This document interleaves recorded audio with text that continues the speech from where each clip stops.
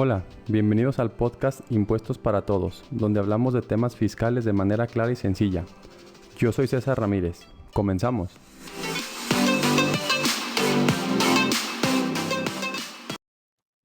Hola a todos, ¿cómo están? Sean todos bienvenidos a esta nueva temporada del podcast, ya temporada 5 del podcast. Vamos a platicar el día de hoy de un tema que a veces surge confusión y es el caso del IVA deducible. Aquí es importante mencionar, digo, antes de comenzar a platicar de qué se trata esto, es que, la palabra correcta o técnicamente lo correcto es el IVA es acreditable, no deducible. Nada más aquí un poquito para recordar. El IVA es un impuesto indirecto, o sea, así se le llama, y este impuesto se causa por ciertos prestación de servicios, enajenación de cosas, importaciones, exportaciones y arrendamientos. Entonces, cuando hablamos del IVA, normalmente el IVA lo enfrentamos contra otro IVA, el IVA cobrado contra el IVA pagado. Entonces, por eso técnicamente se le llama acreditable porque va directamente contra el propio impuesto. A diferencia, cuando hablamos del término deducible, cuando hablamos de los gastos deducibles para ISR, en ese caso cuando hablamos de algo deducible es que va sobre la base que se calcule el impuesto. O sea, cuando yo digo que un gasto es deducible, un gasto de 100 pesos es deducible, no quiere decir que yo le voy a quitar, o sea, que si va a pagar 200 pesos de ISR, si yo tengo un gasto deducible de 100 pesos, ya nada más voy a pagar 100 pesos de ISR. No, eso es falso. Cuando yo hablo de deducible, hablo que le voy a restar 100 pesos a la base sobre la que calculo el impuesto. Por ejemplo, si mis ingresos fueron de 300 pesos y mi gasto fue de 100 pesos, pues mi utilidad va a ser de 200 y sobre esa base voy a calcular el impuesto.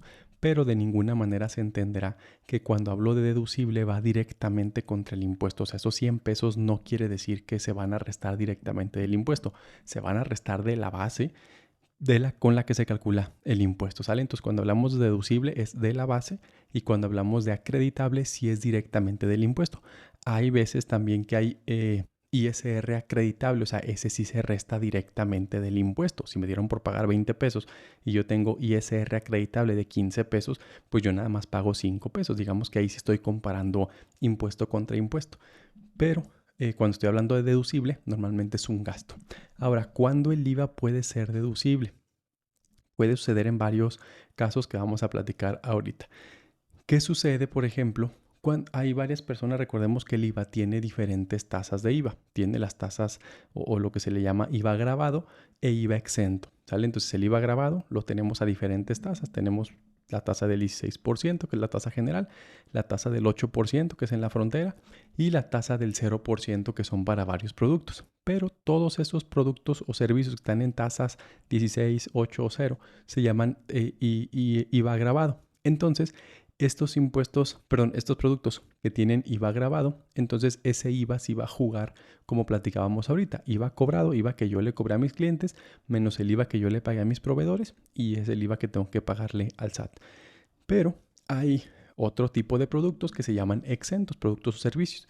Digamos el más común que pudiéramos tener, el tema de los médicos. Si un médico presta servicios, él de manera personal, ese servicio es exento de IVA, que es muy diferente de la tasa cero de IVA. Ese servicio se considerará exento y tiene un tratamiento diferente el IVA. El tema de los IVAs 16, 8 o 0 se consideran como un IVA agravado y ahí sí voy a calcular yo IVA que cobré menos IVA que pagué y ya lo que me dé diferencia, incluso si me da un IVA a favor, pues puedo pedirlo en devolución. Pero en el caso cuando soy IVA exento, ahí no se permite hacer este acreditamiento, como se le llama. O sea, no puedo usar el IVA como IVA, sino que sucede, por ejemplo, con el caso de los médicos. Pues si yo soy médico, yo no voy a cobrar IVA a mis clientes porque mi operación es con IVA exento.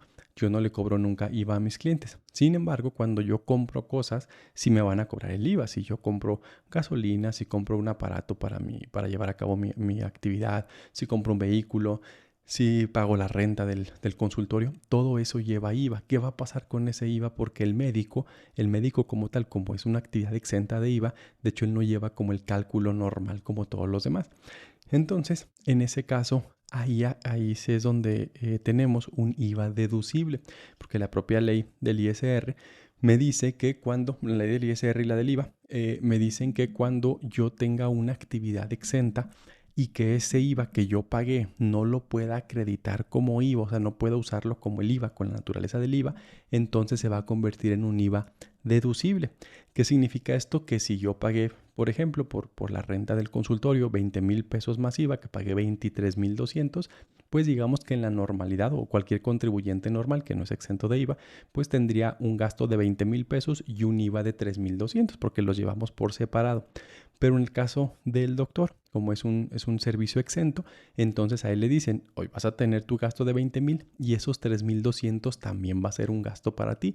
Entonces tus deducciones en lugar de 20,000 son de 23,200. Entonces en ese caso sí estamos hablando de un IVA deducible. Son muy poquitos los casos. Ese es uno de los casos donde sí me permiten deducir el IVA. No es que se vaya a acreditar. ¿Por qué? Porque no tiene este IVA, no tiene derecho a deducir ese IVA, ¿sale?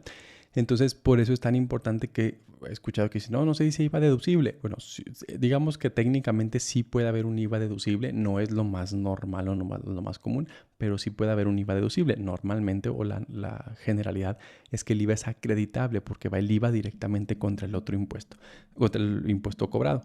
Pero sí puede haber el caso de un IVA deducible, ¿sale? Entonces, en esa ocasión se puede dar que el IVA yo sí lo pueda deducir. ¿Cuándo más se dará el tema en esta parte? Y acá a lo mejor aquí yo se los dejo ahí como de tarea. En el caso de los activos fijos, ¿qué pasa si el doctor compra un activo fijo, digamos que una computadora para hacer sus citas o para llenar los expedientes clínicos? Pues él compra una computadora de 50,000 pesos masivos, a 58,000 pesos. En teoría, todos los contribuyentes normalitos tendríamos una inversión, que se le llama así a los activos fijos, un activo fijo de 50,000 pesos y un IVA de 8,000 pesos. Pero decíamos que el médico, como es exento, pues a él le van a pegar esos dos conceptos, tanto los 50,000 pesos de la computadora como los 8,000 pesos del IVA. En teoría eso sería bueno, se le llama técnicamente su monto original de la inversión o el monto que él pagó por la computadora y sobre la que va a empezar a deducir. Ya recordemos que hemos platicado que los activos fijos no se deducen al 100%, se van deduciendo por un porcentaje cada año. Entonces el médico en teoría tendría que tener una computadora de 58,000 pesos, la cual empezaría a deducir al 30% o lo que le corresponda cada ejercicio, ¿no? Sin embargo, si leemos en el tema de las inversiones, si ustedes leen el artículo, si no recuerdo, 31 o 32 de la ley del ISR, donde nos habla de las inversiones, nos dice que el monto original de la inversión, o sea, lo que costó el bien, me dice que no le incluye el IVA. Así textualmente me dice, no le incluyas el IVA. Entonces, si yo no le incluyo el IVA, si me dice textualmente la ley del ISR que yo no le meta el IVA ahí, entonces, pues ¿a dónde lo voy a meter, verdad? O sea, entonces, si nos fuéramos ahí con una interpretación muy literal, pues diríamos, ok, entonces yo dejo los 50,000 pesos como monto original de la inversión y los otros 8,000, ¿qué hago? ¿Los mando como un gasto? Pues en teoría tendría que yo mandar los 58,000 al activo fijo. Eso es lo normal porque casi, o sea, digamos que la mecánica es, ya no puedo yo dividir el IVA, sino que lo voy a estar juntando con el gasto o con el activo fijo. Sin embargo, ahí hay una disposición expresa que me dice que el IVA no es parte del monto original de la inversión. Entonces, entonces mi monto original de la inversión, ¿cuál va a ser? 50,000 o 58,000 pesos, ¿verdad? Entonces, ahí digamos que tenemos una pequeña laguna, un pequeño, cuestión que no está muy bien definida porque, pues, me dicen como que cosas contrarias, ¿no? Habría que ver cuál es el criterio de cada contador para ver si yo tomo como monto original de la inversión 58 o 50,000 y los 8,000 los mando como un gasto, ¿no? Entonces, digo, ahora sí que son cuestiones ahí que vienen en la ley, que hay que revisar. Obviamente, como hemos platicado aquí, hay muchísimos criterios de todos nosotros como contadores, como abogados. Pero bueno, aquí la cuestión importante es saber que sí puede existir un IVA deducible que se va a dar con las personas que tengan esa exención.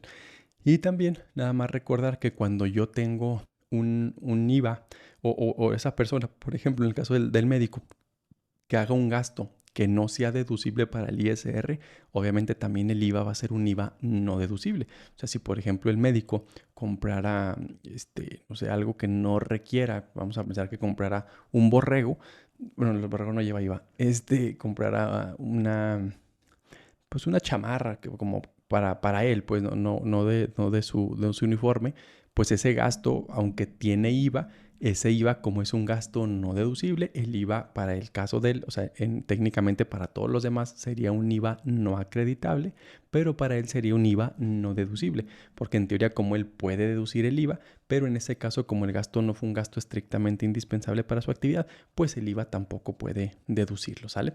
Entonces nada más seguir como que esa mecánica que hay que revisar si es exento, si es grabado, y ahora sí, si fuera exento, ahí se aplica el IVA deducible.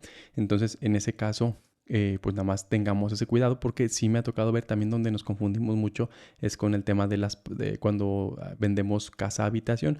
Recordemos que las casas habitaciones son exentas de IVA, entonces también a veces me ha tocado ver constructoras que tienen puras operaciones de venta de casa habitación cuando son exentas siempre y que están acreditando el IVA. Eso es incorrecto, porque no puedo acreditar yo el IVA si yo voy a tener todos mis ingresos como exentos, ¿verdad? Entonces, nada más tengamos ese cuidado. Y también que cuando vamos a tener operaciones grabadas y exentas, pues hay que estar sacando proporciones de cuánto fue grabado cada mes, cuánto fue exento, para ver también ahí el IVA que voy a poder usar como IVA acreditable y el IVA que voy a usar como IVA deducible, porque muchas veces va a suceder cuando traigo operaciones grabadas y exentas en el mismo contribuyente, yo tengo que estar sacando proporciones cada mes para estar revisando cuánto voy a hacer de ese IVA que pagué. Si pagué yo en total 80,000 pesos de IVA, voy a ver cuánto va a ser acreditable por los ingresos que tuve como grabados y cuánto va a ser deducible. Entonces, tiene un tratamiento específico, ¿verdad? Pero bueno, nada más lo que quiero que quede claro es que sí existe el IVA deducible, no está mal dicho. Obviamente, digamos que técnicamente cuando hablamos